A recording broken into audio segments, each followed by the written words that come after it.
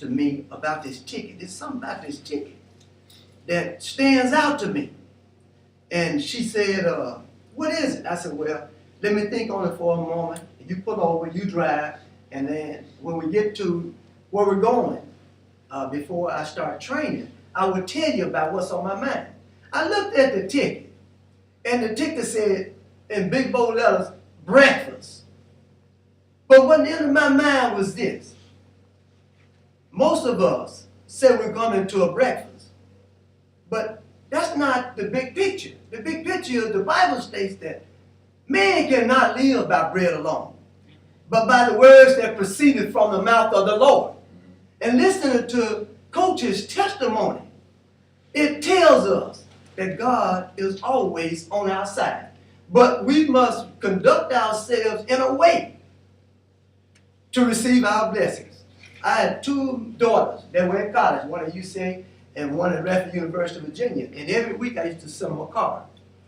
And the card stated, and right now, they didn't take the card too well then. They would read them and say, Dad, I got your card. That's all they would say. But I'm looking for a positive response because it was a good card. And the card would say, in life, sometimes God bless us with great blessings.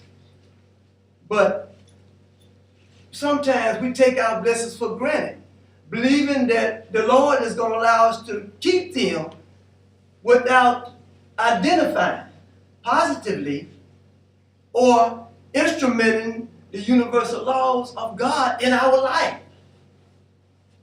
And now to this day, they can quote that better than I can. But that's the way it is. And my challenge to you is, and a lot was said that I was going to say, a similar, but I had to put a little spin on what was said and take it to another level. So we may understand what this is all about. We can stay on course with what we need to do. We don't need to come in the gym and look up in the stands and see little boys and little girls, like the little young kids back there, and carry ourselves in a way that's going to be bad influence on their life. We don't need to do that, because if you do, you know you're in it for the wrong thing. You're not going back the right way, and you're not going to receive any blessings. And if you do get blessings as a second chance, and God do give us, the Bible speaks of second chances, they won't last. Pastor Ewan and I have talked about that a lot. Positive blessings will remain with you when you are when you are consistent with the universal laws of God. When you live by the Bible, when you live by the Scripture, you got to pray. And I appreciate every prayer that was said today, because I'm a praying man. One of my philosophies in life is that there's great power in prayer. Prayer is available to us 24 hours a day. I may call Pastor Udell. He may call me. He may get my voicemail, answer service, and they get here sometime. But you call God, He is always available. He ain't never not available to listen to what you got to say. And let's face it, in the places I go, a lot of people talk about it, and I hear it constantly. And I listen. I want to observe. I used to be talk, do before I think, but I think before I do. Me and Justin talked about that a little earlier.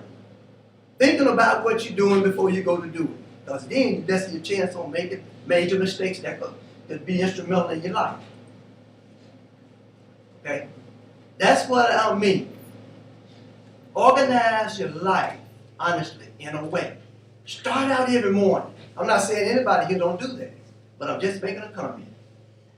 Start out your life every morning with, when you wake up, say, hey, God, thank you for another day. I appreciate it. Because let's face it, in the course of one day, there ain't nothing we can do that's bigger and better than life. If you don't have life, you ain't doing nothing. We're not balling for Christ if we don't wake up.